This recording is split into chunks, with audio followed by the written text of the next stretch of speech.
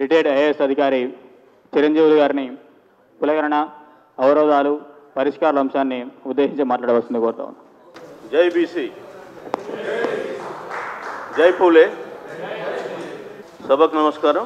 ఈనాటి కార్యక్రమ ఆర్గనైజరు చామకూర రాజు గారు, బీసీ బడి.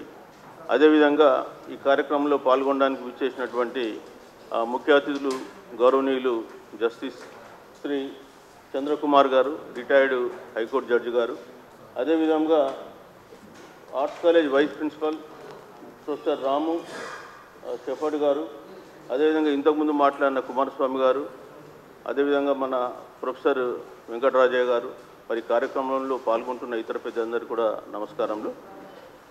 ముఖ్యంగా ఈ మధ్యకాలంలో మనం కులగణన గురించి చాలా చర్చ జరగడం వింటూ ఉన్నాం.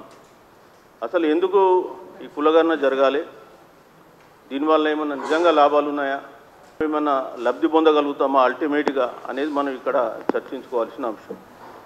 ఈ మధ్య కాలంలో ముఖ్యమంత్రి సమక్షంలో మీటింగులు జరిగినప్పుడు కొద్దిమంది పెద్దలు చెప్పింది ఏంటంటే, సుప్రీంకోర్టు 50% రిజర్వేషన్ల పైన సీలింగ్ ఉంది, అంతకుమించి పెంచడానికి వీల్లేదు, కాబట్టి కులగణన చేసి మనం ఏం సాధిస్తాం, ఆల్రెడీ 50% రిజర్వేషన్ మనం రాష్ట్రంలో ఇస్తున్నాం కదా సుప్రీంకోర్టు జడ్జిమెంట్కి లోబడి, మరి నిజంగా కులగణన అవసరమా అని ఓ చర్చ జరగడం జరిగింది. సో దానికి మీ కౌంటర్ ఆర్గ్యుమెంట్ కూడా ఇవ్వడం జరిగింది. సో దాని గురించి మనం చర్చిద్దాం. కానీ కాకపోతే స్టూడెంట్స్ చాలామంది ఉంటారనే ఉద్దేశంతో ప్రజెంటేషన్ తీసుకొని రావడం జరిగింది. ఈ కులగణన అంటే మనకు 2 చట్టాల మధ్య జరుగుతుంది, మీరు స్టూడెంట్స్ అర్థం చేసుకోవాలి. ఒకటి సెన్సస్ యాక్ట్ ఆఫ్ 1948. దాని కింద ఓన్లీ కేంద్ర ప్రభుత్వం మాత్రమే జనగణన చేస్తుంది. కాకపోతే రాష్ట్ర ప్రభుత్వాలు కలెక్షన్ ఆఫ్ స్టాటిస్టిక్స్ యాక్ట్ 2008 కింద మాత్రమే వాళ్ళకు స్టాటిస్టిక్స్ కలెక్షన్ చేయడానికి వీలుంటుంది. అంతే తప్ప సెన్సస్ రాష్ట్ర ప్రభుత్వాలకు చేసే అధికారం లేదు. సో అది మీరు క్లారిటీగా తెలుసుకోవాల్సిన అంశం. మనం లూజ్గా వాడుతూ ఉన్నాం ఏంటంటే కుల సెన్సస్ రాష్ట్ర ప్రభుత్వాలకు చేసే అధికారం లేదు, ఓన్లీ కేంద్ర ప్రభుత్వమే చేయాలి. నెక్స్ట్, ఇప్పుడు సెన్సస్ అనేది 1872లో ఫస్ట్ ప్రిలిమినరీ సెన్సస్ స్టార్ట్ అయిపోయినా 1881 నుంచి ప్రతి 10 సంవత్సరాలకు ఒకసారి సెన్సస్ చేస్తూ ఉన్నాం. ఆ సెన్సస్లో మనము 2 దశలు ఉంటాయి సెన్సస్లో. ఫస్ట్ ఏం చేస్తామంటే హౌస్ లిస్టింగ్ ఆపరేషన్స్ అని ఇండ్లకు నంబరింగ్ వేస్తాం. ఆ తర్వాత ఆ నంబర్ వేసినటువంటి ఇండ్లకు ఎన్యుమరేటర్స్ వెళ్ళేసి డాటా కలెక్షన్ చేస్తారు. So these are the 2 stages involved in census. 1881 to 1931 census జరిగింది. 1941లో 2వ ప్రపంచ యుద్ధం కారణంగా మనం కూడా ఇండియా బ్రిటిష్ తరఫున ప్రపంచ యుద్ధంలో పాల్గొన్నాం కాబట్టి జరగలే. ఇక పోతే ఇండిపెండెంట్ ఇండియాలో 1951 నుంచి సెన్సస్ జరుగుతుంది. కానీ ఎస్సీ ఎస్టీలకు సంబంధించిన జనాభా లెక్కలు తీసుకున్నాం, బీసీలది మాత్రం తీయం. ఇక్కడ రాజ్యాంగంలో ఏంటంటే బీసీ అంటే backward class, not backward caste. ఆ విషయం ఇంతకుముందు కూడా కుమారస్వామి గారు చెప్పడం జరిగింది. సో ఈ బ్యాక్వర్డ్ క్లాసులు ఎవరు అని నిర్వచనం కొరకు కొన్ని సంవత్సరాలు గడిచిపోయి లాస్ట్కు బీసీలందరూ కూడా దెబ్బతిన్నారు. మీకు ఎట్లా దెబ్బతిన్నారంటే, మండల్ కమిషన్ రికమెండేషన్స్ 93లో అమలైనవి. అంటే భారత స్వాతంత్రం వచ్చి 1947 నుంచి 93 వరకు సెంట్రల్ గవర్నమెంట్ జాబులలో రిజర్వేషన్లు లేవు. అంటే ఎంత రిజర్వేషన్లు లాస్ అయినావో మీరు అర్థం చేసుకోండి. రాజ్యాంగం అమల్లోకి వచ్చిన 47 తర్వాత 50 నుంచి పబ్లిక్ సెక్టర్ యూనిట్స్ కొన్ని వందల యూనిట్స్ వచ్చినాయి. 100 యూనిట్స్లో లక్షల ఉద్యోగాలు వచ్చినాయి. ఆ లక్షల ఉద్యోగాలలో ఓబీసీ రిజర్వేషన్లు లేక ఓబీసీ వాళ్ళు వెనుకబడిపోయినారు. దాన్ని ఈ ఇంటర్మీడియట్ క్యాస్ట్లు ఏదైతే ఉన్నాయో వాళ్ళు అందుకొని ఇవాళ వాళ్ళు రిచ్గా అయినారు. అది వెనుకబడతనానికి ఒక ముఖ్యమైన కారణం ఓబీసీలు. మన స్టేట్లోకి వస్తే 1970 నుంచి అమలవుతుంది. నా ప్రజెంటేషన్లు అవన్నీ ఉన్నాయి. బట్ ఎందుకు చెప్తున్నానంటే, మనకు వెనుకబాటుతనానికి కారణం ఏంటంటే ఫస్ట్ 40 years దాదాపు రిజర్వేషన్లే లేవు. ఇంకెట్లా డెవలప్ అవుతారండి ఓబీసీలు డెవలప్ కావాలంటే? వచ్చేస్తే 1950లో ఫైల్ పంపించారు నెహ్రూ గారికి, క్యాస్ట్ సెన్సస్ చేద్దాం ఓబీసీలదని. పంపిస్తే నెహ్రూ గారు, ఆయన సోషలిస్టు కదా, so they don't believe in the caste, they only believe in the class struggle. సోషలిస్టులు కానీ కమ్యూనిస్టులు కానీ. కాబట్టి ఆయన ఫైల్ రిజెక్ట్ చేసిండు, ఓబీసీ కులాలను నేను కులగణన చేయను అని. That is on the file. ఇంకా ఏదో మన ఊరికే చెప్పింది కాదు. సో అప్పటి నుంచి కూడా కులగణన జరగలేదు. ఓకే. సో సెన్సస్ ఎందుకు చేస్తున్నామంటే because it provides basic statistics of this country, human resources, demography, culture, economic structure, ఇవన్నీ కూడా ఉంటుంది. నెక్స్ట్, సో మనం క్యాస్ట్ సర్వే ఎందుకు అంటున్నాం? క్యాస్ట్ సర్వే అనేది అసలు ఈ డెవలప్మెంట్ జరిగినటువంటిది గత 77 సంవత్సరాల్లో ఎవరికి రీచ్ అయింది, ఎవరు రిచ్ అయినారు, ఎవరు పూర్ అయినారు, అందుకున్నటువంటి వాళ్ళెవరు అనే విషయం మనకు తేలాలి.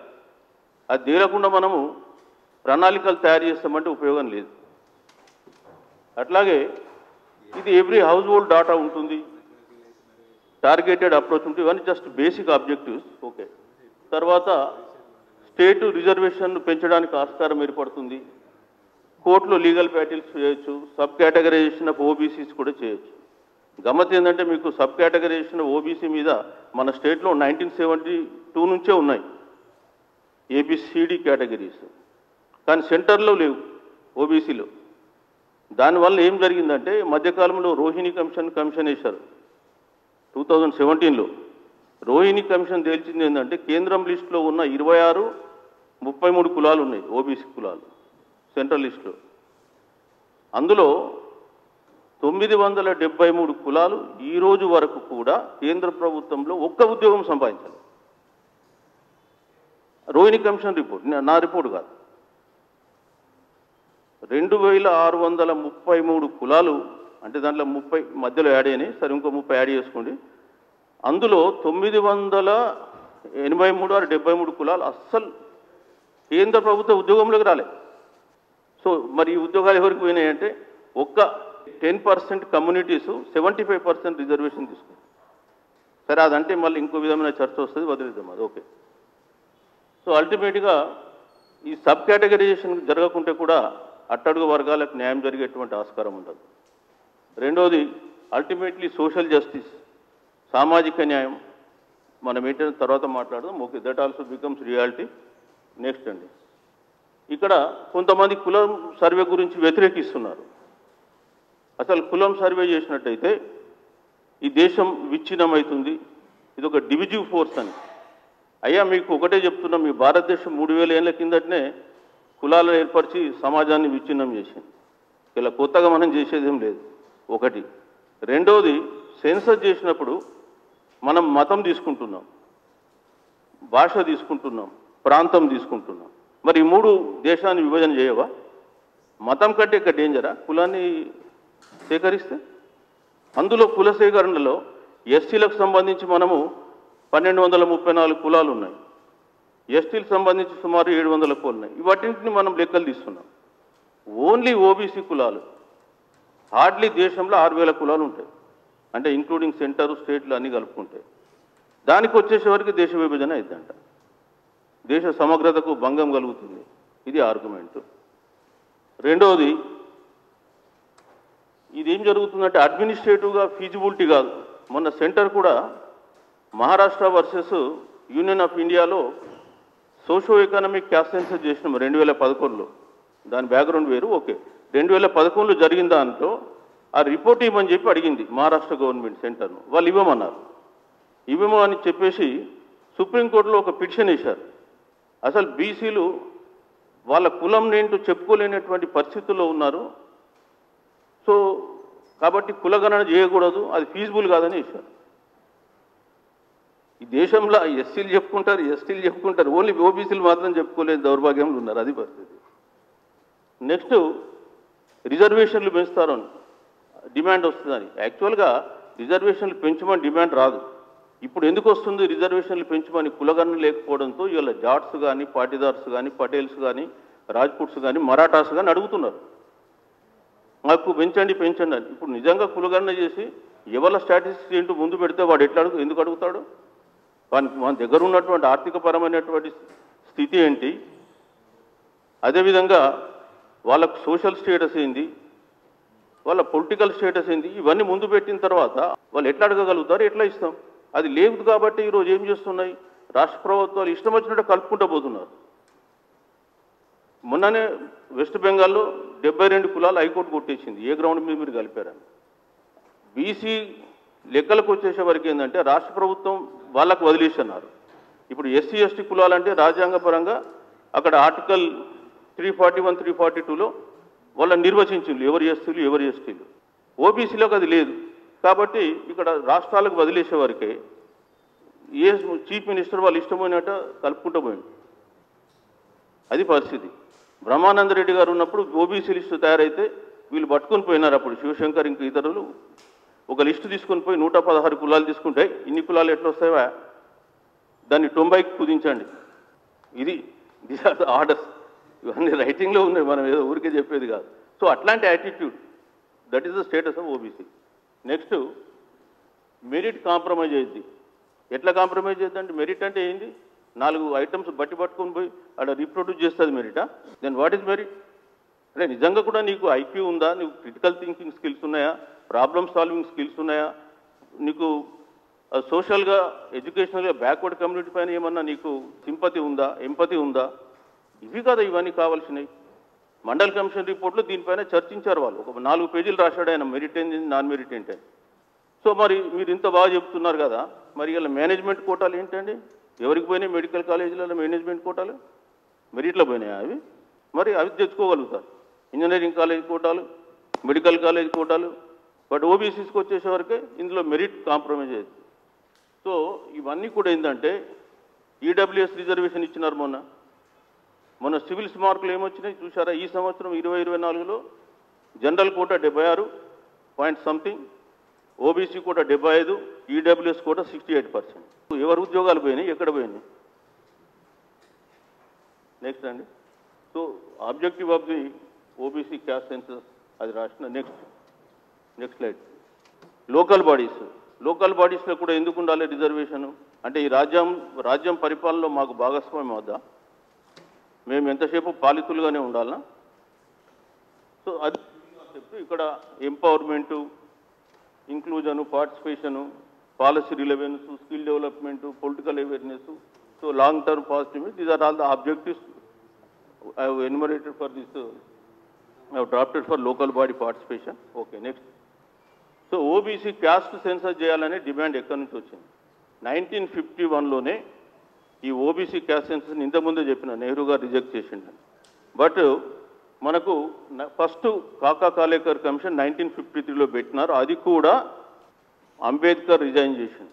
అంబేద్కర్ గారు 1951లో నెహ్రూ యాటిట్యూడ్ నచ్చక రిజైన్ చేసినప్పుడు సెకండ్ పాయింట్ పెట్టిండు, నేను బీసీ వల్ల ఓబీసీల కొరకు ఒక ప్రత్యేకమైన కమిషన్ పెట్టమని మీకు అడుగుతున్నా, ఆర్టికల్ 340 కింద మీరు పెట్టలేరు, అందుకని నేను దానికి వ్యతిరేకంగా కూడా రిజైన్ చేస్తున్నా అని చెప్పి రాశారు. ఆ బాధపడలేక 1953లో ఫస్ట్ ఓబీసీ కమిషన్ కాకా కాలేకర్ గారు ఒక బ్రాహ్మణ్, పూణే బేస్డ్ బ్రాహ్మణ్, మహాత్మా గాంధీ శిష్యుడు, ఆయన ఆధ్వర్యంలో పెట్టిండు. ఆయన ఏదో కష్టపడ్డాడు, 2399 కులాలు భారతదేశం మొత్తం తిరిగి తయారు చేసినాడు. ఆయన కూడా ఏం చెప్పిండు, బ్యాక్వర్డ్ క్లాసులను గుర్తించాలంటే క్యాస్టే ఇంపార్టెంట్ ఫ్యాక్టరు, క్యాస్ట్ బేస్డ్గానే మనం బ్యాక్వర్డ్ క్లాసులను గుర్తించగలుగుతాం, కానీ ఇంకా బ్యాక్వర్డ్ క్లాస్ అంటూ ఏముండదు అని చెప్పినాడు ఆయన. ఈవెన్ అంబేద్కర్ గారు కూడా కాన్స్టిట్యుయెన్సీ అంటే పార్లమెంట్ డిబేట్లో చెప్పినాడు, caste is nothing but sum of the classes అని, sum of the caste are called class అని. సో ఆ విధంగా వాళ్ళు నిర్వచించినారు. కోర్టులు కూడా దాన్ని, మండల్ కమిషన్ కూడా ఇచ్చారు. తర్వాత బీజేపీ 2010లో క్యాస్ట్ సెన్సస్ చేయాలని చెప్పి పార్లమెంట్లో డిమాండ్ చేసింది, పార్లమెంట్ రిజల్యూషన్ పాస్ చేసింది. గమ్మత్ ఏంటంటే 2010లో.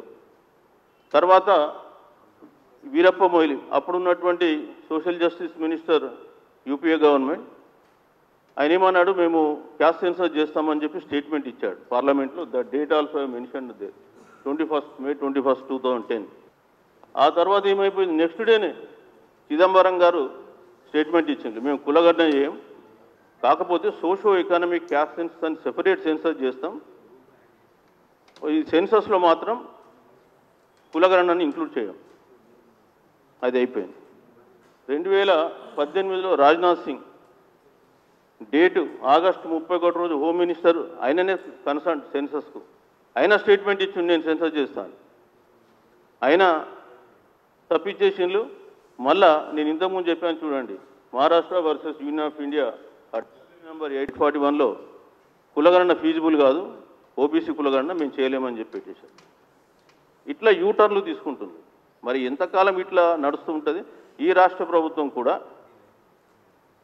మొన్న ఎన్నికల మేనిఫెస్టో కామారెడ్డి డిక్లరేషన్లో మేము కులగణన చేస్తాము. సరే, ఆ స్లైడ్ మళ్ళీ వస్తే నేను మళ్ళీ చెప్తాను. నెక్స్ట్ కాంగ్రెస్ మేనిఫెస్టో ఆల్రెడీ ఉంది. నెక్స్ట్ నేషనల్ లెవెల్లో కాంగ్రెస్ మేనిఫెస్టో ఉందా? నేషనల్ లెవెల్లో 5 న్యాయాలు వాళ్ళు ప్రకటించారు. ఇది కాంగ్రెస్ మేనిఫెస్టో. అందులో హిస్సేదార్ న్యాయంలో గినితీకరణ అంటే కులగణన చేస్తాము. తర్వాత ఆరక్షక హక్కు అంటే రిజర్వేషన్లను మేము 50% నుంచి జనాభాకు అనుకూలంగా పెంచుతామని రాహుల్ గాంధీ గారు దేశమంతా తిరిగిండ్లు చెప్పిండ్లు. వాళ్ళకు ఒక 50 నుంచి 99 సీట్లు 49 సీట్లు కూడా పెరిగినాయి లోక్సభలో. సో స్టేట్ లెవెల్కి వస్తే కామారెడ్డి డిక్లరేషన్లో బీసీ కమిషన్ రికమెండేషన్ ఆధారంగా అధికారంలోకి వచ్చిన 6 నెలలలోపే మేము బీసీ రిజర్వేషన్లు 23 నుంచి 42కు పెంచుతామని చెప్పింది. వాస్తవానికి 23 కూడా లేవు. నేను చూపిస్తా స్లైడ్. నెక్స్ట్ ఇప్పుడు పంచాయరాజ్ యాక్ట్ 1994 ప్రకారం 60.5 రిజర్వేషన్లు ఉండే రాష్ట్రంలో. దాన్ని ఏం చేసిండ్రు? బ్యాక్వర్డ్ క్లాస్కు 34, షెడ్యూల్ క్లాస్ 18, షెడ్యూల్ ట్రైబ్ 8.25. అంటే ఎస్సీలకు ఎస్టీలకు పాపులేషన్ ప్రకారంగా ఇవ్వాలి. సో ఉన్నటువంటి రాజ్యాంగపరమైన హక్కుతో షెడ్యూల్ క్లాస్కు 18.3, షెడ్యూల్ ట్రైబ్కు 8.25 ఇవ్వడం జరిగింది. ఇప్పుడు ఇవి 2 పోతే 18, 8, 26 పోతే 23 మిగులుతుంది. అందుకని 23 లెక్క కడుతున్నారు. కానీ వాస్తవంగా 23 లేవు. ఇప్పుడు ఇక్కడ చూస్తే మనకు షెడ్యూల్ ఏరియాలో 100% వాళ్ళకే ట్రైబల్స్కి ఇచ్చేస్తున్నారు. అది వాళ్ళ చట్ట హక్కు, మనం ఏం మాట్లాడలేము. నాన్ షెడ్యూల్ ఏరియాకు వచ్చేస్తే వార్డు మెంబర్లు 93 అంటే 93,970 ఉంటే బీసీలకు 23.54 వచ్చింది. Okay, 23% agree. సర్పంచెస్కి వచ్చేస్తే బీసీలకు 22.78 వచ్చింది. అంటే దాదాపు 23 వరకు వచ్చింది. ఓకే. ఎంపీటీస్కి వస్తే మనకి ఎంత వచ్చింది? 17.87 ఎంపీటీసీలలో. ఎస్సీలకు ఎంత వచ్చింది? 18.31. మరి రాష్ట్రంలో 52% జనాభా ఉన్న ఓబీసీలు బీసీలు 17.87, ఎస్సీలు 18.31, ఎస్టీలు 11.49. ఇది ఏమైందంటే మనకు అంతకుముందు ఉన్న 1994 పంచాయతీరాజ్ చట్టం ప్రకారం 34% ఉన్న రిజర్వేషన్ను మనకు బంగారు తెలంగాణలో కొత్త పంచాయతీరాజ్ చట్టం తెచ్చి ఈ పరిస్థితి తీసుకొచ్చింది. జడ్పీటీసీలకు పోతే 17.44 ఎస్సీలు, ఎస్టీలకు 14.66, బీసీలకు 16.88. మనం ఎస్టీలతో పోటీ పడుతున్నాం. ఎస్టీలు కూడా ఎప్పుడూ దాటేసాం రిజర్వేషన్. అది పరిస్థితి. ఇది ఫిగర్ నేను ఇచ్చింది కాదు, ఎలక్షన్ కమిషన్ ఫిగరే. నిన్నాక మొన్న సీఎం లెవెల్లో డిస్కస్ జరిగినప్పుడు కూడా ఈ ఫిగరే వాళ్ళు ఇచ్చిండు. వాళ్ళు ఏం చేసిందంటే పవర్ పాయింట్ ప్రజెంటేషన్లో జనరల్ కేటగిరీలో గెలిచిన ఓబీసీలను కలిపి కూడా ఇచ్చింది. ఇస్తే అప్పుడు మనం పంపిన వ్యక్తి ఎవరైతే ఉన్నారో ఈ డేటా తీసుకొని, సార్ మా డేటా ఇట్లా ఉంది, మీ డేటా ఇది తేడా ఎందుకు వచ్చిందంటే, అవును సార్ మేము జనరల్ కేటగిరీలో గెలిచిన వాళ్ళని కూడా కలుపుకొని 33% అని చెప్తున్నాం సార్ అన్న. ఇట్లుంటుంది పరిస్థితి. మనం హుషారు లేకపోతే ఇదే పరిస్థితి ఉంటుంది. నెక్స్ట్ జిహెచ్ఎంసీ కూడా తీసుకుంటే అంటే మున్సిపాలిటీలలో మనకు 29.55 వచ్చింది. ఇది కూడా ఎందుకు ఇచ్చిందంటే ఆ రోజు బట్టి విక్రమార్క గారు అసెంబ్లీలో గొడవ పెట్టినాడు ఈ రిజర్వేషన్ మీద. పెడితే మేము కేటీఆర్ గారు లేచి మేము 33% ఇస్తాం మున్సిపాలిటీలో అని చెప్పి ఇది వచ్చింది. సో మున్సిపాలిటీలలో 29.55, మున్సిపల్ కార్పొరేషన్లలో 33, జిహెచ్ఎంసీకి వస్తే 33. ఓకే, జిహెచ్ఎంసీలో ఎస్సీలు ఎస్టీలు తక్కువ ఉంటారు. జిహెచ్ఎంసీలో 6.66, ఎస్టీలు 1.33 ఉన్నారు. 7% ఉంది. పోతే మరి 8% పోతే 42% ఓబీసీలకు వస్తుంది కదా. 50%కు నువ్వు లిమిట్ చేయాలనుకుంటే ఇవ్వకుండా 33 ఇచ్చి జనరల్ ఎంత ఇచ్చినాడు? 58.66 ఇచ్చింది. అది పరిస్థితి. అంటే అడిగేటోళ్ళు లేరు ఇక్కడ ఎవరు. అడిగినా కానీ మేము ఏం చేస్తారో చేసుకోండి, అది జరుగుతుంది. సో అందుకొరకే ఈ మధ్యకాలంలో కొంత ఫ్యాక్ట్స్ అండ్ ఫిగర్స్ ముందు పెట్టుకొని మాట్లాడదామని మనం ప్రజెంటేషన్లు తయారు చేస్తున్నాం. లేకపోతే ఎవరికి మనం నోటిగా మాట్లాడితే అర్థం కాదు. Next line. సో సుప్రీంకోర్టు ఉంది. సుప్రీంకోర్టు ఏం చేస్తుంది? కృష్ణమూర్తి కేసులో లోకల్ బాడీ ఎలక్షన్స్ మీద వాళ్ళు ఒక ట్రిబుల్ టెస్ట్ అని పెట్టి ఏం చెప్పినారు? ఒక డెడికేటెడ్ కమిషన్ పెట్టి మీరు ఓబీసీల పొలిటికల్ బ్యాక్వర్డ్నెస్ ఇవ్వమన్నారు. మన స్టేట్లో ఏం చేసినారు, డెడికేటెడ్ కమిషన్, బీసీ కమిషన్ని డెడికేటెడ్ కమిషన్గా డిక్లేర్ చేసినారు. So BC commission is doing the dedicated commission work in our state. Next వచ్చి రిజర్వేషన్ ఎంత శాతం ఇవ్వాలని చెప్పినారు. మూడవది అది 50%కు లోబడి ఉండాలన్నారు. మీరు బీసీలకు వచ్చేస్తే ఒక డెడికేషన్ కమిషన్ ఉండాలి. ఆ కమిషన్ బీసీల పొలిటికల్ బ్యాక్వర్డ్నెస్ మీద వాళ్ళు సర్వే చేసి రిపోర్ట్ ఇవ్వాలి, 50% లోపల ఉండాలి. కరెక్ట్. ఓకే, మరి ఇప్పుడు ఈడబ్ల్యూఎస్ రిజర్వేషన్లో మీకు ఏ కమిషన్ రికమెండేషన్ ఇచ్చింది వాళ్ళకి 10% రిజర్వేషన్ ఇవ్వమని? ఏదైనా కమిషన్ పెట్టిందా సెంట్రల్ గవర్నమెంట్? అదే 10% సెంట్రల్ గవర్నమెంట్ కమిషన్ పెట్టలే, వాళ్ళు ఆ కమిషన్ రిపోర్ట్ లేదు, దానికి స్టడీ రిపోర్ట్ లేదు. అయినా సరే మేము 10% ఇస్తాం. 5% జనాభా వాళ్ళే చెప్తున్నారు. ఈడబ్ల్యూఎస్ 5% లేరు, 10% రిజర్వేషన్ ఇచ్చిండ్రు. ఎస్సీ ఎస్టీలకు పాపులేషన్ ప్రకారం ఇచ్చిండ్రు. మరి ఓబీసీలకు నెక్స్ట్. సో ఇవన్నీ రకరకాల కేసులు హైకోర్టులో ఫైల్ చేసిండ్రు. ఆ కేసుల స్టేటస్ ఏందో చెప్పినాం. Next please. సో ఈ రిజర్వేషన్లు అనేది కూడా చాలామందికి కాన్సెప్ట్ తెలియదు. చాలామంది విద్యార్థులు కొన్ని సందర్భంగా మాట్లాడితే ఏమంటున్నారంటే, ఎందుకు సార్ ఇంకా కులం పేరు మీద ఆర్థిక పరంగా ఇస్తే సరిపోదా అని చాలామంది అడిగే వాళ్ళు ఉన్నారు. అనుమానాలు కూడా ఉన్నాయి. కరెక్టేనా అది? ఆర్థిక పరంగా ఇవ్వాలనా? ఈ దేశంలో కొన్ని కులాలు వేల సంవత్సరాలుగా తొక్కబడ్డాయి.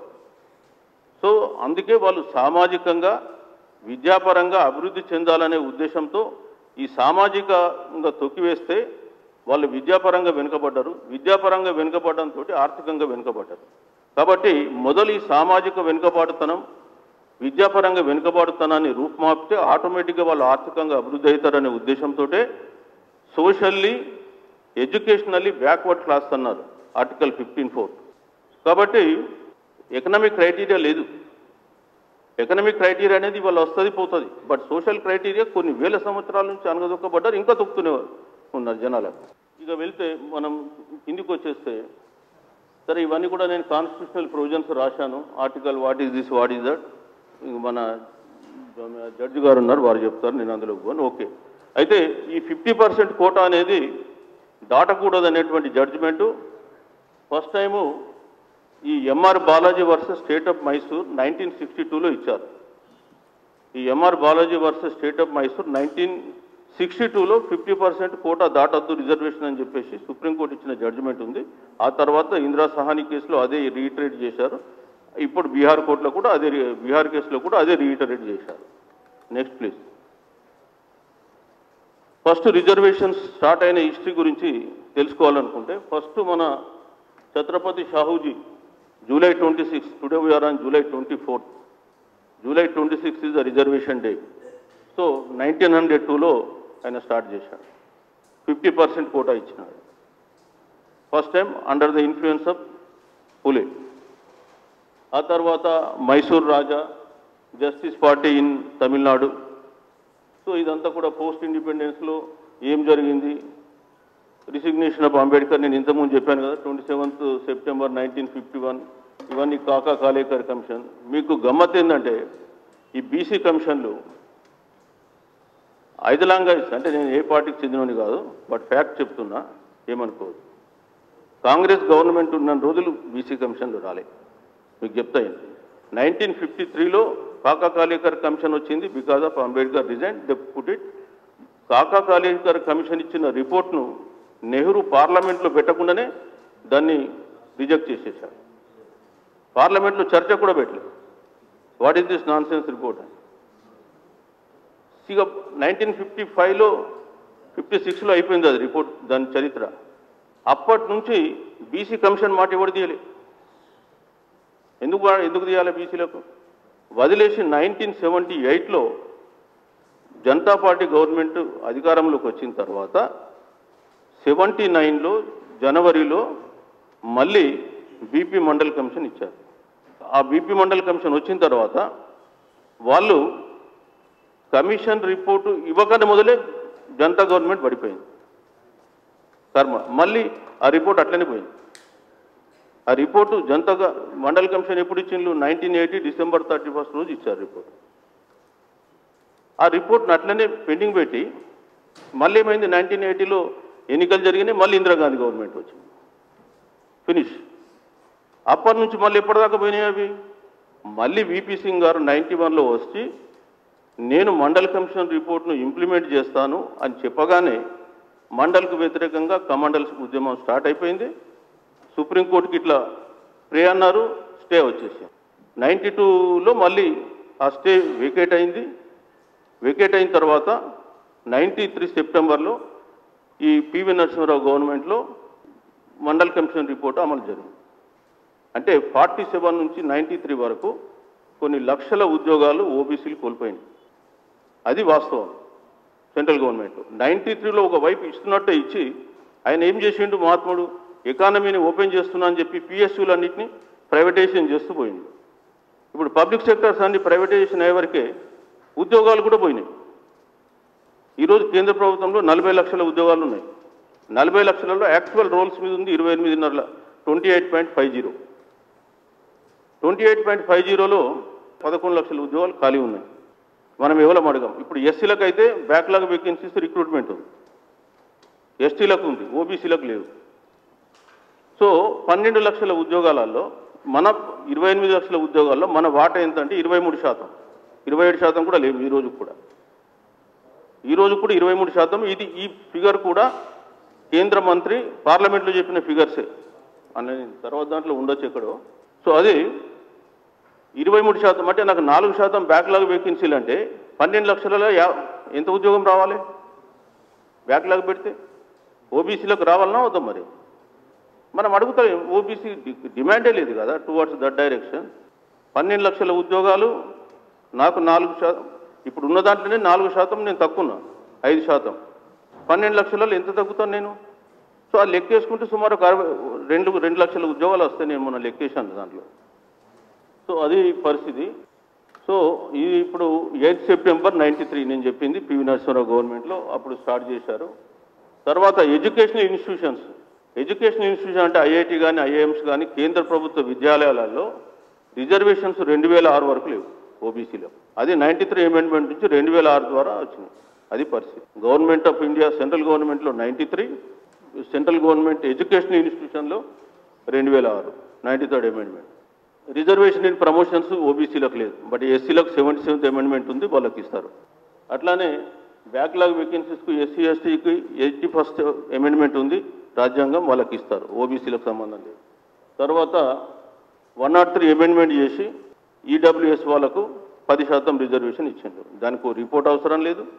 యాక్చువల్గా ఏంటంటే పివి నరసింహారావు గారు ఈ మండల్ కమిషన్ రిపోర్టు ఇంప్లిమెంట్ చేయడానికి కొరకు 10% ఈడబ్ల్యూఎస్ రిజర్వేషన్కు మెమో ఇచ్చాడు. ఆ మెమో కూడా ఈ ఇందిరా సాహ్ని కేసులో 9 మంది జడ్జిలు విన్నారు.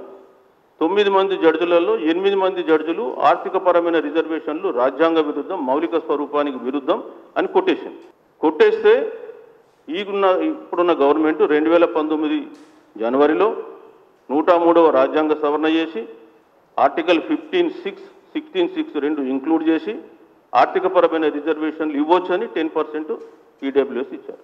ఇది పరిస్థితి. అనుకుంటే వటించవచ్చు. దాన్ని సుప్రీంకోర్టు కూడా మళ్ళీ 3:2 రేషియోలో ఎస్ కరెక్టే ఇవ్వచ్చు అని చెప్పింది. ఇక్కడ 9 మందిలో 8 మంది ఆపోజ్ చేసింది, ఇవ్వడానికి వీలేదు. అందులో ఉన్న వాళ్ళు కూడా అంత అగ్రవర్ణాలే జడ్జిలు, పెద్ద అందులో ఏమి బీసీలు ఏం లేరు అందులో. కానీ వాళ్ళే ఆ డ్రాఫ్టింగ్ చేసిన జీవన్ రెడ్డి గారు ఏదైతే ఉందో ఇందిరా సాహ్నికి జడ్జిమెంట్ రాసిండు ఆయన్నే, మన తెలుగు ఆయన్నే బ్రహ్మాండంగా రాసిండు. అందులో 8 మంది ఆపోజ్ చేసిండు. Next slide. మన తెలంగాణ స్టేట్కి వస్తే జనరల్ నాలెడ్జ్కు పెట్టిన స్లైడ్ ఉంటే అవసరం లేకుండా తీసేద్దాం. కానీ ముల్కీ రూల్స్ ఉండే 1919లో 7th నిజాం ఆయన ముల్కీ రూల్స్ అని ఉండే. తర్వాత పోస్ట్ ఇండిపెండెన్స్లో మనకేమైందంటే ఫస్ట్ నేను శివశంకర్ గారి ఇష్యూలో బాగా కృషి చేసిండు. లేకపోతే తెలంగాణ ఆంధ్రప్రదేశ్ రాష్ట్రాల్లో ఓబీసీ రిజర్వేషన్లు కూడా మనకు కళ్ళ ఉంటుంటాయి. జిఓఎంఎస్ 1886లో ఫస్ట్ 25% రిజర్వేషన్ మెడికల్ సీట్లో ఇచ్చేస్తే హైకోర్టుకు తీసుకెళ్ళిండ్రు, హైకోర్టు కొట్టేసింది, ఇవ్వడానికి వీల్లేదు. ఓబీసీలకు 20% రిజర్వేషన్ ఇవ్వదు మెడికల్ కాలేజ్. ఈ తెలంగాణ హైకోర్టులో 1980 వరకు, 1948లో మనం ఇండియన్ యూనియన్లో కలిసినాం.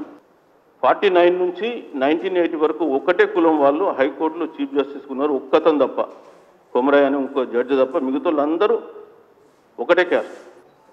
ఎన్నిసార్లు నువ్వు అన్నిసార్లు కొట్టేసింది మన రిజర్వేషన్ జీవోలు. ఎన్నిసార్లు అన్నది 4 సార్లు పోయింది పాపం. 4 సార్లు కొట్టేశాను. లాస్ట్కు మనకు ఫస్ట్ ఏంటంటే అనంతరామన్ కమిషన్ వేసి సైంటిఫిక్గా స్టడీ చేయించారు. వాళ్ళు ఓబీసీలను గుర్తించి 870 జీవో ద్వారా మనం దాన్ని అపాయింట్ అయినారు. వాళ్ళు రిపోర్ట్ ఇస్తే 30% రిజర్వేషన్ అంటే 20% ఇచ్చారు. వీళ్ళు 25% కూడా హైకోర్టు కొట్టేసింది, ఇవ్వడానికి వీలేదు. మళ్ళీ సుప్రీంకోర్టుకు పోతే సుప్రీంకోర్టులో 3:2 రేషియోలో అమలు పరచమన్నారు. అది ఎన్నడూ 25% పేమెంట్ ఆన్ మనకు 72లో వచ్చింది. అది 1970 జీవో 72 నుంచి 72 జనవరిలో వచ్చింది ఆ జడ్జిమెంట్. అప్పటి నుంచి అమలవుతుంది. మురళీధర్రావు కమిషన్ కూడా కాంగ్రెస్ వాళ్ళు లాస్ట్ 1982లో ఎన్టీ రామారావు రాకన్నా మొదలు ఈ దేశారు. ఈ రిపోర్ట్ ఇచ్చినాక వాళ్ళు పక్కన పెట్టినారు. ఎన్టీ రామారావు గారు ఏం చేసినారంటే ఓబీసీ సంఘాలన్నీ కలిపి ఒక మీటింగ్ పెట్టుకున్నాయి తిరుపతిలో. అరే ఇప్పుడు ఏదో కాంగ్రెస్ వాళ్ళు ఏదో చేస్తారో అనే ఉద్దేశంతో ఆయన టక్మనకు జీవో ఇచ్చి ఈ మురళీధర్రావు కమిషన్ 44% రికమెండేషన్ 42% ఇస్తే ఈయన జీవో ఇచ్చినాడు. మళ్ళీ నెక్స్ట్ డేనే గొడవలు జరిగినాయి. హైకోర్టు మళ్ళీ జీవో కొట్టేసింది, ఫినిష్ అయింది. అది పరిస్థితి. ఇప్పుడు డిఫరెంట్ స్టేట్లలో ఏమేమి పర్సెంటేజ్ రిజర్వేషన్స్ ఉన్నాయనేది ఒక స్టాటిస్టిక్ రాసిన. బట్ ఎక్కడైనా కానీ 50% లోపల ఉంది ఎక్సెప్ట్ తమిళనాడు. తమిళనాడు మటుకు ఓబీసీలకు 50, ఎస్సీలకు 18, ఎస్టీలకు 1%. అది ఉంది, 69% ఉంది. తమిళనాడుకి ఎందుకు వచ్చింది, మిగతా రాష్ట్రాలకు ఎందుకు రాలేదు, దాని గురించి మనం తర్వాత చెప్పుకుందాం. Okay, next please. సో ఈ వెల్త్ డిస్ట్రిబ్యూషన్ కూడా మనం చూస్తే గత 20 సంవత్సరాలుగా ఓబీసీలు అనే వాళ్ళు దినదినం పూరైతున్నారు. ఇవాళ ఓసీ వర్గాలు మిగతా వర్గాలు లబ్ధి పొందుతుంది. ఇది నేను ఇచ్చిన రిపోర్ట్ కాదు, ఇది మన ఫోర్బ్స్ వెల్త్ వాళ్ళు ఇచ్చిన రిపోర్ట్లో మనం చూస్తే 2013 నుంచి 2022 వస్తే ఓబీసీలు 17.8% ఉన్నటువంటి వాళ్ళు 9%కి వచ్చింది. అంటే సగం పడిపోయింది. అదే మీరు చూసుకుంటే ఓసీలు 80 ఉంటే 88కి వచ్చిండ్రు, ఎస్సీలు 1.8 ఉంటే 2.6కి వచ్చింది. ఓన్లీ ఓబీసీలు మాత్రమే టార్గెట్ అయ్యింది ఈ దేశం డెవలప్మెంట్ ప్రాసెస్లో. ఇది ఫోర్బ్స్ ఇండియా రిపోర్ట్, ఇది నేను అక్కడి నుంచి తీసుకుంది. Okay, next. సో ఇది జస్ట్ ఫర్ ఇంట్రెస్ట్ ఓన్లీ. పార్లమెంట్లో ఓబీసీల పర్సెంటేజ్ ఈ సంవత్సరం కొద్దిగా పెరిగింది. లాస్ట్ టైం 22.8 ఉంటే ఈసారి 25.4% ఓబీసీలు పార్లమెంట్లో వచ్చింది. ఓకే, నెక్స్ట్ తీసుకుందాం స్లైడ్. తెలంగాణలో అసెంబ్లీలో రిప్రజెంటేషన్ తీసుకుంటే ఓబీసీలు రాజకీయంగా ఎట్లా వెనుకబడ్డారని చెప్పడానికి నేను ఒక స్లైడ్ తయారు చేశాను. ఫస్ట్ 1952 102 మంది ఎమ్మెల్యేలు ఉన్నారు. 102 మంది ఎమ్మెల్యేలు ఉన్న అసెంబ్లీలో బ్రాహ్మణ్స్ 31 మంది ఉన్నారు. Burgula Ramakrishna Rao first chief minister, he was a Brahmin. అప్పుడు 31 మంది ఉన్నారు. ఈ రోజుకి వస్తే ఒక్కరే ఉన్నారు. ఈరోజు అసెంబ్లీలో తెలంగాణ అసెంబ్లీ 119లో ఒక్కరే బ్రాహ్మణ్, శ్రీధర్ బాబు గారు మినిస్టర్, ఇంకెవరు లేరు. మొత్తం ఆ షేర్ అంతా మన బీసీలోకి వచ్చేస్తే బీసీలో ఆ రోజు 9 మంది ఉన్నారు, ఈరోజు 19 మంది ఉన్నారు. పెద్ద పెరిగిందేం లేదు. రెడ్డిస్కి వస్తే ఆ రోజు 25 ఉన్నారు, ఈరోజు 43 మంది ఉన్నారు. తర్వాత వెల్మాస్కి వస్తే ఆ రోజు 4 ఉన్నారు, ఈరోజు 13 మంది ఉన్నారు. తర్వాత కమ్మాస్కి వచ్చేస్తే సరే 2 ఉన్నారు, మధ్యలో వాళ్ళు కొంత 8 దాకా పోయిండ్లు, మళ్ళీ 4కి వచ్చిండ్లు. వైశాస్కి వస్తే ఆ రోజు ఒక్కరే ఉన్నారు, ఈరోజు ఒక్కరే ఉన్నారు. ఎస్సీస్కి వస్తే 19 ఉన్నారు, ఈరోజు 19 ఉంది. ఎస్టీస్కి వస్తే 2 ఉన్నారు, ఈరోజు 12 ఉన్నారు. కారణం ఏంటంటే కొన్ని కులాలు ఎస్టీ కులాలు చేర్చబడ్డాయి, దాంతో పాపులేషన్ పెరిగింది. అక్కడ 2 నుంచి 12కి వచ్చింది. సో ఓబీసీలు అనే వాళ్ళు పెద్ద గ్రోత్ లేదు పొలిటికల్ రిప్రజెంటేషన్లో. That I wanted to showcase here. Next, ఈ క్యాస్ట్ సర్వే ఎట్లా చేయాలి, దాని వే ఫార్వర్డ్ ఏంది అనే దాన్ని మేము చర్చిస్తే, ఇప్పుడు నెక్స్ట్ స్లైడ్ అంటే కలెక్షన్ ఆఫ్ స్టాటిస్టిక్స్ యాక్ట్ కింద చేస్తాం. తర్వాత మన ఆల్రెడీ ఏపీ, బీహార్, కర్ణాటక, ఒరిస్సా చేశారు. మన స్టేట్ ఇప్పుడున్న కమిషన్ ఏం చెప్తుందంటే బీసీ కమిషను కులగణన అంటూ చేస్తే కనీసం 8 నెలలు, సంవత్సరం పడుతుంది. ఆ లోపల లోకల్ బాడీ ఎలక్షన్స్ జరపకపోతే మనకు 16th ఫైనాన్స్ కమిషన్ గ్రాంట్స్ రావు. కాబట్టి లోకల్ బాడీ ఎలక్షన్స్ ఓటర్ లిస్టుల ఆధారంగా ఓబీసీలు ఎవరో గుర్తించి ఎన్నికలు జరుపుదాము అనేటువంటి ఆలోచనలో ఉన్నారు. ఇది జరుగుతున్న వాస్తవం. మొన్న ఒక హై లెవెల్ మీటింగ్ అయింది. హై లెవెల్ మీటింగ్లో ఒక్క మన ఓబీసీ ఎమ్మెల్సీ ఆ రోజు ప్రొద్దున్నే నా దగ్గరకు వచ్చిండు, సార్ ఏం చేయాలి ఇవాళ డిస్కషన్ ఉందంటే నేను ఈ మెటీరియల్ అంతా ఇచ్చి పంపించి అడ్డుకోవడం జరిగింది. నెక్స్ట్ మీటింగు మళ్ళీ పెడతామన్నారు. ఆ మీటింగ్లో మళ్ళీ కూడా పోవడం జరుగుతుంది. సరే, ఇక్కడ వాళ్ళ ఆర్గ్యుమెంట్ అది. Next slide. సో మనము సమగ్ర కుటుంబ సర్వే 19th August 2014లో చేసినాం. ఒకటే రోజు చేసినాం. 94 పారామీటర్స్ మీద చేసినాం. 1,00,000 కుటుంబాలు మనం కవర్ చేసినాం. మరి ఈరోజు ఏమున్నదా ప్రాబ్లం అంతగానో? సరే, దాన్ని ఎట్లా చేయాలని మళ్ళీ చెప్తా. ఆ రోజు మన బీసీ పాపులేషన్ దీని ప్రకారం 51% ఉంటుంది సమగ్ర కుటుంబ సర్వే. అయితే అందులో వచ్చిన ప్రాబ్లం ఏంటంటే 25 లక్షల మంది కులం రాసుకురాలి ఏంటనేది ఆ రోజు enumerators, because of proper training లేకపోవడంతో. ఈ డెసిషన్ కూడా ఎప్పుడు తీసుకున్నాం? సమగ్ర కుటుంబ సర్వే జరపాలని అప్పటి ఉన్న ముఖ్యమంత్రి 2014 August 4న నోవాటెల్ హోటల్లో ఒక మీటింగ్ పెట్టిండు ఆయన. మొత్తం రాష్ట్రంలో ఉన్న ఎంఆర్ఓలు, ఎంపీడీఓలు, కలెక్టర్సు, మినిస్టర్సు, సెక్రటరీసు, కమిషనర్స్ అందరినీ ఒక 1000-1200 మందిని పిలిచి మీటింగ్ పెట్టాడు. సో ఆ మీటింగ్లో August 4న ఆయన మీటింగ్ పెట్టి 11వ తారీఖు రోజు సర్వే స్టార్ట్ చేద్దామన్నాడు. సో నేను ఒక్కని లేచిస్తారు, అట్లా కుదరదు, వారం రోజుల్లో కాదు, నేను అప్పుడు నల్గొండ కలెక్టర్. సో అది కష్టమైద్ది, మనము 2 స్టేజ్లలో సెన్సస్ చేయాల్సి ఉంటుంది సర్వే. ఫస్ట్ హౌస్ లిస్టింగ్ చేసుకొని ఏ హౌస్ ఎవరికి అలాట్ చేస్తామో ఇచ్చి ఆ హౌసెసే వాళ్ళని చేసుకురమ్మనాలి. లేకపోతే మనకు ఒకటే హౌస్ని ఇద్దరు కవర్ చేస్తారు, లేకపోతే కొన్ని ఇండ్లు మిస్ అయిపోతాయి, ఇట్లా గందరగోళమైన పరిస్థితి ఉంటుందంటే సరే ఒప్పుకొని ఎప్పుడు చేద్దామన్నాడు. సరే 15th August next day 16th పెడదామనంటే ఆయననే 16th వద్దు 17th అన్నాను నేను. 17th అంటే వద్దు, 17 మే ఖతరా, అది 17th అంటే 17th 17 మే ఖతరా, ఈ 18th మంచి రోజు లేదు, 19th పెడదామన్నాడు. 19th చేసామన్నమాట. అందుకే ఆ డేట్ సార్ నాకు పక్కా గుర్తున్నాయి. Okay, next. ఇప్పుడు స్టేట్ గవర్నమెంట్ ఏమంటుంది? స్టేట్ గవర్నమెంట్ ఇప్పటి వరకు అసెంబ్లీ రిజల్యూషన్ పాస్ చేసింది. 150 కోట్లు అలొకేట్ చేస్తున్నట్టు ఒక జీవో ఇచ్చింది, 26th GO on 15th March 2024. ఆ తర్వాత ఆపేసింది. ఇంకా ఈ ప్రోగ్రెస్ లేదు. ఇప్పుడు దాదాపు 6 నెలలు అవుతుంది ఇక మరి. సరే ఓకే, కాదు, ఈ జీవో ఇచ్చి కూడా 4 నెలలు అయిపోయింది, 4 months అయిపోయింది, ఇప్పటి వరకు ఏం ప్రోగ్రెస్ లేదు. ఇప్పుడు ఏమంటున్నారు? ఏమంటున్నారు ఇప్పుడు వాళ్ళు? సర్వే చేస్తే 7-8 నెలలు పడుతుంది. తర్వాత లోకల్ బాడీ ఎలక్షన్స్ ఇన్ టైంలో జరపకపోతే మనకు ఫైనాన్స్ కమిషన్ గ్రాంట్స్ రావు. ఎస్సీ ఎస్టీ రిజర్వేషన్ 50% క్యాప్ ఉంది కాబట్టి మనం సర్వే చేసినా 50% మించి పెంచలేం కదా, ఎందుకు సర్వే చేయాలి? ఓటర్ లిస్ట్ ఆధారంగా బీసీలను గుర్తించి పాత పద్ధతిలో పోదాం, ఇది ఇప్పుడున్న ఆలోచన. మరి అట్లాంటప్పుడు కామారెడ్డి డిక్లరేషన్లో మేము అధికారంలోకి వచ్చిన 6 నెలల లోపే కులగణన చేసి ఇప్పుడున్న 23ను 42కు పెంచుతామని ఎవరు చెప్పమన్నారు? అడిగినలా మనం బీసీ సంఘాలు పోయేమన్నా? మీరే మరి అసెంబ్లీలో చర్చ జరిపి మేము కులగణన చేస్తామని అసెంబ్లీ తీర్మానం చేసి, కులగణన చేస్తామని తీర్మానం చేసి జీవో 26 ఇచ్చి 150 కోట్లు ఇచ్చి ఎందుకు కదా? వాస్తవానికి కుటుంబ సర్వే ఇప్పుడు మనం అనుకునే క్యాస్ట్ సర్వే 2 monthsలో చేయొచ్చు. ఎట్లా అంటే నేను నెక్స్ట్ స్లైడ్లో చెప్తాను. Okay, right. మనము సరే కలెక్షన్ ఆఫ్ స్టాటిస్టిక్స్లో చేస్తాము యాక్ట్ కింద, వే ఫార్వర్డ్లో. ఇప్పుడు సుప్రీంకోర్టులో కూడా ఇంకా కొన్ని పిటిషన్స్ పెండింగ్ ఉన్నాయి. ఈ నెక్స్ట్ పెట్టుకుందాం ఇప్పుడు. ఓకే, ఇప్పుడు బీహార్ వాళ్ళు కూడా క్యాస్ట్ సెన్సస్ చేసిండ్రు. ఆ మోడల్ ఏంటి అన్నది ఇక్కడ నేను రాసిన. ఓకే, వాళ్ళు కూడా చేస్తే వాళ్ళకు మొత్తం 5 weeks పట్టింది.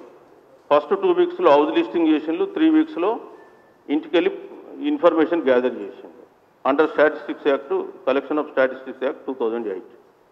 కానీ ఇక్కడ వచ్చేస్తే వీళ్ళు 7 నెలలు పడుతుందని చెప్తుంది. వాళ్ళకి ప్రాబ్లం ఏమొచ్చిందంటే ప్రతిసారి హైకోర్టుకి వెళ్ళడం, స్టే తీసుకురావడం. బట్ అల్టిమేట్గా Patna high court says states have got empowered to do caste survey అని చెప్పేసి అండర్ ఆర్టికల్ 243A అనుకుంటాను దాని కింద ఇవ్వడం జరిగింది.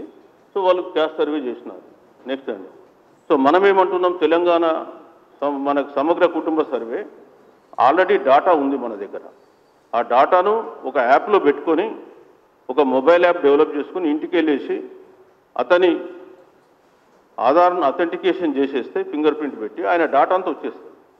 ఆ డాటాలో అడిషన్స్ డిలీషన్స్ పొలిటికల్ బ్యాక్వర్డ్నెస్ ఒకటి యాడ్ చేసేస్తే సో ఇప్పుడు ఈ తెలంగాణలో మనం ఏమంటున్నామంటే ఒక మొబైల్ యాప్ డెవలప్ చేసి ఆ మొబైల్ యాప్ ద్వారా మీరు పోయి కలెక్షన్ చేసుకొని రావచ్చు, పెద్ద టైం పట్టదు ఒకటి. రెండోది ఏంటంటే ఈ డాటాకి వెళ్ళినప్పుడు కూడా కొంతమంది మైగ్రెంట్స్ ఉంటారు. ఆ మైగ్రెంట్స్ కూడా మనం ఆధార్ అథెంటికేషన్ ద్వారా వాళ్ళ వివరాలు సేకరించవచ్చు. ఇంకో గమ్మత్తు ఏంటంటే తెలంగాణలో ఒక సాఫ్ట్వేర్ ఉంది సిటిజన్ 360 డిగ్రీ అని. ఈ సిటిజన్ 360 డిగ్రీ సాఫ్ట్వేర్లో అది పోలీసు వాళ్ళు ఐటీ డిపార్ట్మెంట్లో ఉంది.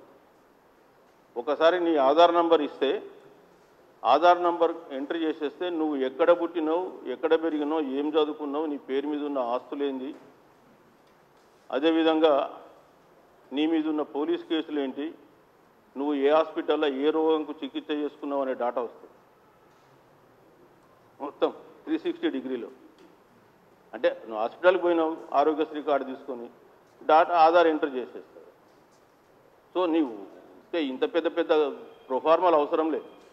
నేను ఇన్ఫర్మేషన్ ఎందుకు ఇవ్వాలి, నా ఆస్తులు నా కష్టపడి సంపాదించుకున్న ఆస్తుల గురించి నీకు సర్వేలు ఎందుకు చెప్పాలని కొంతమంది క్రాస్ ఆర్గ్యూ చేస్తారు. నువ్వు చెప్పాల్సిన అవసరం లేదురా బాబు, నీ ఆధార్ నెంబర్తో నేను ఎంటర్ చేస్తే ఇగో నీకు ఫలానా దగ్గర ప్లాట్ రిజిస్టర్ అయింది, నీ పేరు మీద ఇంత అగ్రికల్చర్ భూమి ఉంది, కరెక్టా కాదా చెప్పని మనమే చెప్పొచ్చు. నిజంగా స్టేట్ గవర్నమెంట్కు చేయాలని చిత్తశుద్ధి ఉంటే అన్నీ చేయవచ్చు. లేదు అనుకో రకరకాల కారణాలు చెప్పచ్చు. సో అందుకనే చేయరు. ఇప్పుడు మనం ఏం చేయాలి, ఇప్పుడు ఓకే నేను ఇంతకుముందు చెప్పిన 50% రిజర్వేషన్ సుప్రీంకోర్టు దాటలేదు అనే దాంట్లో మరి మనం ఇప్పుడు సర్వే చేసి ఏం సాధిస్తాం అనే విషయానికి వస్తే సర్వే తమిళనాడు గవర్నమెంట్లో 69% ఉంది, బీసీలకు 50 ఉంది. మనం ఏమంటున్నాం, తమిళనాడు కూడా ఎట్లా చేసినారు, ఇందిరా సహాని కేసు జడ్జిమెంట్ వచ్చిన తర్వాత అప్పుడు జయలలిత గవర్నమెంట్ తమిళనాడులో ముఖ్యం ఉన్నది. జయలలిత బీసీలతో నేను పెట్టుకుంటే ఇక్కడ నేను గవర్నమెంట్లో ఉండనని భయపడిపోయి అసెంబ్లీలో ఒక చట్టం చేసి తీర్మానం చేసి ఢిల్లీకి వెళ్ళింది. ఢిల్లీలో పివి నరసింహరావు ప్రధానమంత్రి, ఇద్దరు బ్రాహ్మణ్సే, ఇద్దరు కలిసి ఆ పార్లమెంట్లో బిల్లు పాస్ చేసి రాష్ట్రపతికి పంపించి రాష్ట్రపతి ఆమోద ముద్ర వేసి 9వ షెడ్యూల్లో కోర్టులకు జడ్జిమెంట్కు అతీతంగా ఉండాలనే ఉద్దేశంతో 9th షెడ్యూల్లో పెట్టినారు. 50% రిజర్వేషన్ ఈ రోజుకు అనుభవిస్తుంది. మరి మనం ఎందుకు చేయకూడదా? తమిళనాడుకు పరిమితి పడితే మనకు వర్తించదా? మీరు ఏంటి చట్టం, మేమేమంటున్నాం, ఇప్పుడు కులగణన చేసి దాని బేసిస్ మీద మీరు రిజర్వేషన్లు పెంచి సెంటర్కు పంపించండి. సెంటర్ పాస్ చేయలేదనుకో blame will on central government, not on you. అవునా లేదా? కాదా? మీరు ఎవరు చెప్తలే మరి అవునా కాదని. మరి ఇక అట్లా మరి చేయమని అడగాలి కదా. వాళ్ళు చేయడానికి ఇష్టం లేక 9-10 నెలలు పడుతుంది, ఓటర్ లిస్టులను నేను గుర్తిస్తా. ఎందుక? నీకు మోడల్ ఉంది కదా, రైట్ మోడల్. రెండోది బీహార్ జడ్జిమెంటు ఇవాళ సుప్రీంకోర్టులో అప్పీల్ అయింది. సుప్రీంకోర్టులో ఫైనల్ డెసిషన్ వస్తే కానీ అది ఈ దేశానికి చట్టం అని మనం అనుకోము. Courts are empowered, supreme court decision is a law. కాబట్టి ఇంకా జడ్జిమెంట్ పెండింగ్లో ఉంది. ఇవాళ బీహార్ గవర్నమెంట్ కూడా వాళ్ళు యూపీఏగా అంటే ఎన్డీఏ గవర్నమెంట్లో భాగస్వామ్యం. వాళ్ళకు నెక్స్ట్ ఇయర్ ఎలక్షన్స్ ఉన్నాయి. ఆయన 50% రిజర్వేషన్ కొట్టేసింది. ఇప్పుడు ఆయన ఏం చేస్తాడు, నెక్స్ట్ స్టెప్ ఎలక్షన్స్ పోవాలి. ఎలక్షన్ గెలవాలంటే మొన్న పార్లమెంట్ ఎన్నికలలో బీసీల 50 నేను రిజర్వేషన్ పెంచినని చెప్పేసి చూపించి లోక్సభ సీట్లు కొట్టుకొచ్చుకున్నారు. ఇప్పుడు అదే నేను పెంచానని చెప్పి పోతే ఆయన ప్రభుత్వం ఉంటుందా? ఖచ్చితంగా ఉండదు. కాబట్టి వాళ్ళు ఏం చేస్తారు, వాళ్ళు సుప్రీంకోర్టులో ఇంప్లీడ్ అవుతారు. నా ఉద్దేశంలో సుప్రీంకోర్టులో గెలిచి వస్తారు. ఒకవేళ సుప్రీంకోర్టులో ఓడిపోయినా కానీ 9th షెడ్యూల్లో పెట్టడానికి చట్టం చేసి మళ్ళీ లోక్సభ అక్కడ సెంటర్కు పంపించి చట్టం చేయించుకుంటాం. మరి మనం ఇప్పుడు ఉంటే మనం కూడా చేయించుకోవచ్చు కదా ముందు. నువ్వు మొదలు రెడీగాండి. కాబట్టి ఇప్పుడు సివిల్ సొసైటీకి సంబంధించిన ఆర్గనైజేషన్స్, బీసీలకు సంబంధించిన ఆర్గనైజేషన్స్ అందరూ కూడా యాక్టివ్ అయ్యి ప్రభుత్వం మీద మనం కొంత ప్రెషర్ పెట్టి సెన్సిటైజ్ చేయాలి. మీరు ఇచ్చింది మేము నెరవేర్చుకుంటున్నా, కొత్త అడుగుతలేదు. లేవు అడగకపోతే ఎవడు ఇయ్యడు. నేనేమంటున్నా, నా జనాభా ఎంతనో నాకు దానికి అనుకూలంగా ఇవ్వంటున్నా. 52% ఉన్నా, నేను 50 ఎందుకు అడుక్కుంటా? నా జనాభా ప్రకారం నా వాటా నాకు ఇవ్వు అంతే. మీరు 5% లేరు, 10% రిజర్వేషన్ తెచ్చుకున్నారు ఈడబ్ల్యూఎస్ అని. ఎస్సీ ఎస్టీలు జనాభాకు అనుకూలంగా తెచ్చుకుంటారు. మరి ఓబీసీలోకి వచ్చేస్తేనే మెరిట్ పాడైపోతుంది, ఈ దేశం పాడైపోద్దా? చెప్తే అడిగేటప్పుడు ఇవన్నీ ప్రశ్నలు ఇస్తారు వాళ్ళు. మరి వీళ్ళకి ఇవ్వాలి, వాళ్ళ దేశం పాడు కాదు. ఇప్పుడు ఎంతమంది ఓబీసీలు నేను చెప్పాను, కేంద్ర ప్రభుత్వంలో 983 కులాలు అవుట్ ఆఫ్ 2633 క్యాస్ట్ ఈయన OBC list, central OBC list, ఒక్క ఉద్యోగి లేడు ఈ దేశంలో. 77 ఏళ్ళ స్వాతంత్ర ఫలాలు మరి ఎవరికి అందినవో తెలవాలి. కాబట్టి సివిల్ సొసైటీసు ఇవన్నీ కొంత యాక్టివ్గా ఉండి చేయాలని చెప్పేసి ఈ మధ్యకాలంలో మాకు తెలిసిన పరిజ్ఞానాన్ని ఉపయోగించి కొన్ని సభలలో, కొన్ని పేపర్లలో ఆర్టికల్లు రాస్తున్నాం. అట్లనే ఈ నెల 30వ తారీఖు రోజు కూడా తాజ్ కృష్ణ హోటల్లో ఒక కాన్ఫరెన్స్ ఆర్గనైజ్ చేశాను ఓబీసీ మేధావులతోటి, ఇంటలెక్చువల్ ఫోరం కింద. ఆల్ ఎమ్మెల్యేస్, ఎంపీస్, చట్టసభల వాళ్ళకు కూడా పిలిచి కొంత సెన్సిటైజ్ చేద్దామని చూస్తున్నాం. సో మన ప్రయత్నం మనం చేయకపోతే ఏమీ జరగదు, ఎవరు కూడా పట్టించుకోరు. ఇంకో విషయం కూడా నేను ఎప్పుడు ఏం చెప్తున్నానంటే, 2027వ సంవత్సరం కూడా చాలా important year in the Indian history going to be. ఎందుకంటే 2027లో కాన్స్టిట్యుయెన్సీస్ డీలిమిటేషన్ అవుతున్నాయి పార్లమెంట్లో, శాసనసభల్లో. ఎస్సీ ఎస్టీ పాపులేషన్కి అనుకూలంగా వాళ్ళకు ఇంకా కొన్ని సీట్లు పెరుగుతాయి. అట్లనే ఉమెన్ రిజర్వేషన్ వస్తుంది. ఇప్పుడున్న రిజర్వేషన్ బీసీలకు ఇంకా పడిపోతుంది, ఆ 20% కూడా ఉండరు. కాబట్టి కాన్స్టిట్యుయెన్సీస్ డీలిమిటేషన్ యాక్ట్ రాకన మొదలు కేంద్ర ప్రభుత్వం సెన్సస్ జరుపుతుంది ఖచ్చితంగా. 25, 26 చేస్తారు. ఆ సెన్సస్లో కులగణన చేసి బీసీలకు కూడా చట్టసభల్లో రిజర్వేషన్లు పెట్టాలి అని చెప్పి బీసీ సంఘాల నుంచి డిమాండ్ రాకపోతే ఎవ్వడేం చేయలేదు.